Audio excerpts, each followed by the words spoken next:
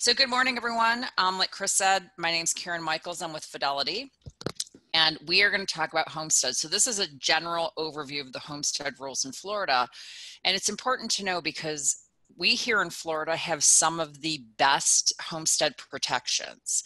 And we're going to look at what the Constitution says. We're going to talk a little bit about the Save Our Homes and portability. I don't do a deep dive into that.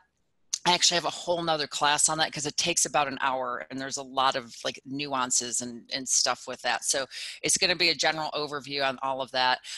Feel free to ask me questions. And yes, Chris, I will send over a copy of the handout so that everyone can have it. So you don't have to take a bunch of notes if you don't want to. You'll have all the information. So let's get started. Let's talk about homestead. So it falls within the Florida Constitution, the protection of homestead, and every state is different. We here in Florida, like I said, have probably the best protections out anywhere in the U.S. So what it is it's defined as real property to the extent of no more than 1/2 of an acre of contiguous land in a municipality owned by a natural person and improvements on it. You live there, it's your homestead, you have constitutional protection. It's not that easy though, as we all know, we have to file for homestead exemptions and things like that. The owner must have made or intend to make the real property his or her permanent residence or that of his family. And obviously there's rules with time frames, and we're going to go through each of that. But just know that it has to be the permanent residence, and it has to be held by a natural person. And there's certain size requirements of the property. How do we determine if the property is homestead?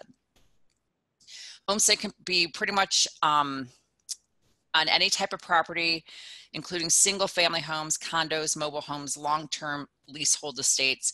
Obviously, it's not going to be on like commercial buildings because you're not going to be living in a commercial building. But pretty much anywhere you live and set up as a permanent residence can be considered homestead. And you just have to prove that you're living there. So under Florida law, this is part of the Constitution, what constitutes homestead? And we kind of touched on this in the first slide. Has to be owned by a natural person. They have to make it their permanent residence or that of his or her family. And then there's the size requirements, and that comes from case law as well as the amendment. So let's look, or addendum. So let's look at what all these things are. A natural person is what it sounds like. It's not a corporation. It's not an LLC or partnership. They cannot own property as a homestead.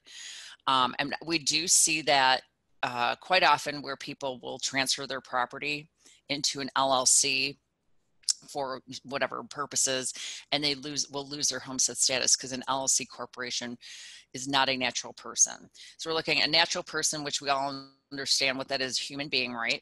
Or a trustee of the trust can also, you can put your property in trust and not necessarily lose your homestead status. So property title in the trustee of a trust can have homestead if it is the homestead of the settler or a beneficiary of the trust. So what that means is the creator of that trust or a beneficiary that where the property is eventually going to go to can claim a homestead status. I'm going to suggest that if you are thinking of putting your property in a trust, you talk to, first of all, have a trust prepared by an attorney that prepares trusts, and then also talk to him about, you know, these sort of tax, property tax exemptions. What happens if I put in a trust? Who does the beneficiary have to be? Who has to actually live there? That's really important because people will put stuff in a trust, still think it's homestead safe, and the way it's worded or the way it's set up, they lose their homestead status. So natural person or a trustee in most cases, but then again, no corporations, LLCs, partnerships. Permanent residence. It's 183 days in Florida. That's how many days you have to be living here as your permanent residence. So it comes out to be 6 months and 1 day pretty much. And you have to prove it. So how do you do that? There's a wide variety of things. There's, you know, you can prove it with utility bills. You can prove it with a lot of things. It's going to depend on what the county wants to see. Typically, you know, they'll take it at face value that it's your homestead when you apply for an exemption. And we're going to talk about fraud and all that good stuff later, but know that it's 183 days. So you've got a natural person, you've got to be a permanent resident for 183 days. The size of the property is going to determine if you can apply for homestead on it.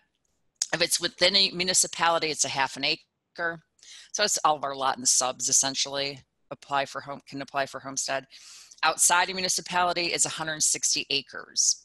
So that's depends on, you know, farmland, whatever may not be considered a homestead depending on the size of it.